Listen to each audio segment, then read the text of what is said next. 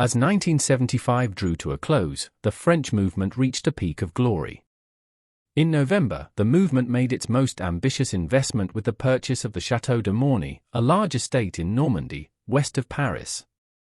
It was envisioned as a European training center capable of accommodating hundreds of people for spiritual education, a lighthouse of the divine principle for the entire continent. For several years, Morny was the heartbeat of our community, a haven of deep study and major meetings, as well as the vibrant home of the printing press for the Le Nouvel Espoir, our flagship magazine. However, as the political climate in France shifted, so did the level of opposition. With the rise of a strong leftist government in the early 1980s under President François Mitterrand, the movement entered a period of intense legal and administrative pressure. Starting in 1981, we entered a journey of tears, a grueling court case that lasted for years. Despite our best efforts to defend our mission and our home, the pressure became unsustainable, and we ultimately lost this long-fought legal battle. Consequently, by the mid-1980s, we had to sell many of our most precious properties and activities. Tragically, our beloved Morny Training Center was the first to go. It was a heartbreaking moment of sacrifice, yet it was a trial that tested the internal faith of every French member, proving that while buildings could be taken, the spirit of the movement remained unbroken. The year 1976 began with a tragedy that shook the very foundations of the French movement.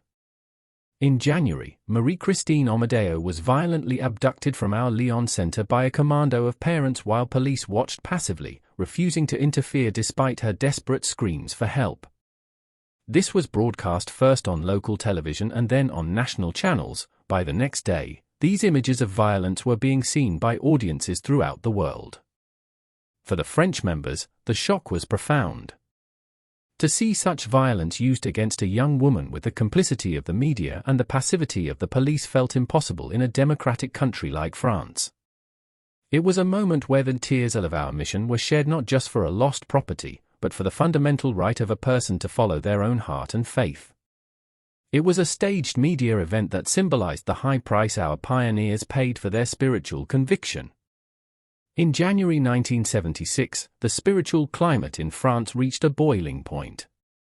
The arrival of the International One World Crusade, IOWC, a team of 300 passionate young volunteers from around the world, had an immediate and massive impact on a country only the size of Texas. Their presence was felt in every corner of Paris, but as their visibility grew, so did the intensity of the controversy. Just 2 days after the televised abduction of Marie-Christine Amadeo, who would eventually be abducted 3 separate times, violence escalated from the streets to our doorsteps. A bomb was detonated at our Paris center at midnight, causing massive destruction and injuring members like Ann-Britt Commodore from Norway. She suffered severe injuries and partially lost the use of her arm, a physical scar of the tears shed for the Providence in France. This was no longer a war of words, it was an act of terror that our members, despite the smoke, glass, and blood, met with unwavering courage. The spiritual storm that began in Paris quickly swept westward into the heart of Brittany. On January 29, 1976, the city of Rennes, the historic hometown of the very first 3 French members, became the site of a violent confrontation. A mob of 300 people bypassed the police, broke through the doors, and sacked our center in Rennes, destroying books and records. Yet, the pioneers of Brittany did not waver. They understood that while a building could be sacked and books could be burned, the truth written in their hearts could never be erased. To understand the fire of 1976, we must remember the smoke of 1975. The persecution didn't happen overnight, it began as a slow burn of negative articles in the media and growing opposition from local groups and churches. In 1975, after the bombing of our Villa Orblet Center, our members didn't hide. They stood tall in a public demonstration at Trocadero, right in the heart of Paris, under the watch of the Eiffel Tower.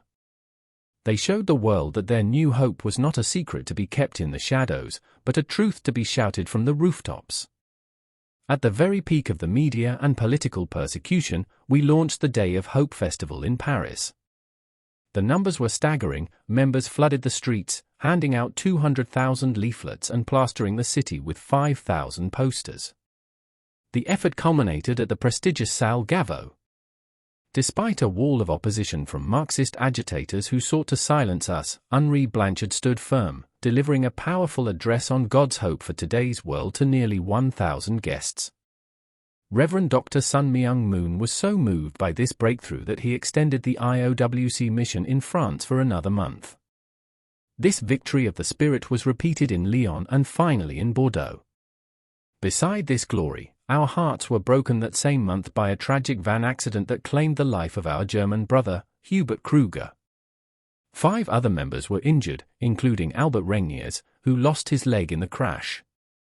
These were the literal tears of the French Providence, blood shed on the highways of France for the sake of the mission. Yet, even in this tragedy, there was a testimony of resilience. Just 2 years later, Albert Regnier stood proudly in London to receive the holy blessing among the 118 couples' marriage blessing, proving that a physical sacrifice could never break a spiritual commitment.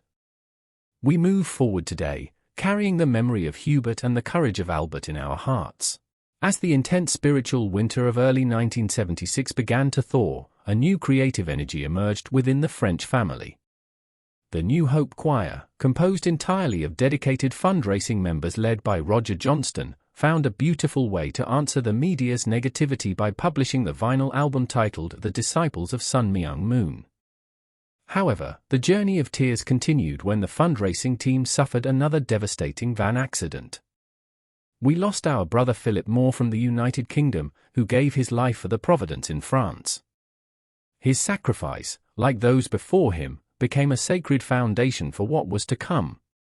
In September 1976, 20 brothers and sisters, accompanied by several supportive parents, left France for the United States to stand with the founders, Sun Myung Moon and Hak Jae Han, at the historic Washington Monument Rally. They carried with them the songs of the choir and the tears of those who had sacrificed. As they stood on the National Mall in D.C., they helped claim a victory that would resonate throughout the entire world, proving that no tragedy could stop the march of God's hope. By the late 1970s, the Nouvel Espoir devolved into a dedicated company of 15 members, operating with the precision and passion of a national newsroom. The impact was staggering. Published twice a month, the magazine reached a massive circulation of 100,000 copies. It became a sophisticated tool for outreach to intellectuals and politicians, and served as a mother mission for magazines across Africa, including Afrique Espoir, and Europe with Doorbraak in the Netherlands, Nighthab in Denmark, and Nova Era in Portugal. On Sunday, May 21, 1978, at UK headquarters, Lancaster Gate, around the corner from Kensington Park Gardens in London, a solemn blessing of 118 couples took place, the largest blessing held outside Korea to date. Almost all of them were international couples, and the significance of that particular blessing was that it represented European unity. For 3 days, True Father spoke to 250 candidates on the flag of new dispensation, challenging them to marry beyond race or nationality for the sake of the world. During the matching process, witnesses saw True Father working with a serious mind and caring heart, as if battling with the ancestors to resolve the bitter historical struggles between European nations. By uniting 118 international couples, he established a foundation for true European unity, transforming centuries of conflict into a shared future. The 118 couples blessing ceremony was uniquely officiated by the Father Moon and his daughter, Yi Jin Nim.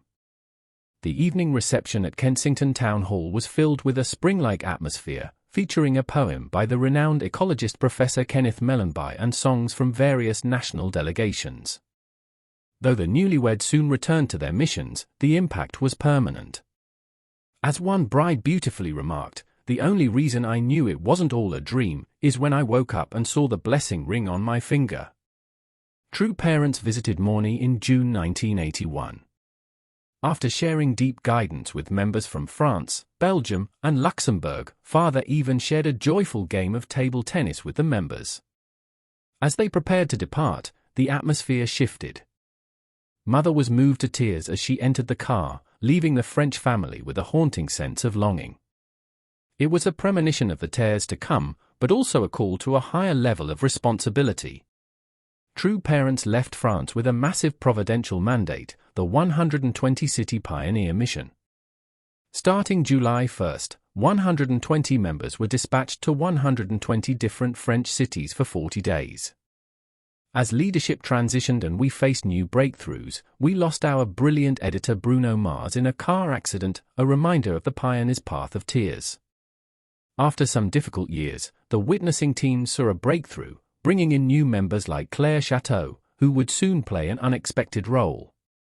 Simultaneously, the movement's intellectual glory reached a global peak as French scholars traveled to Seoul for the 10th ICUS, where Reverend Dr. Sun Myung Moon proposed the visionary's International Peace Highway.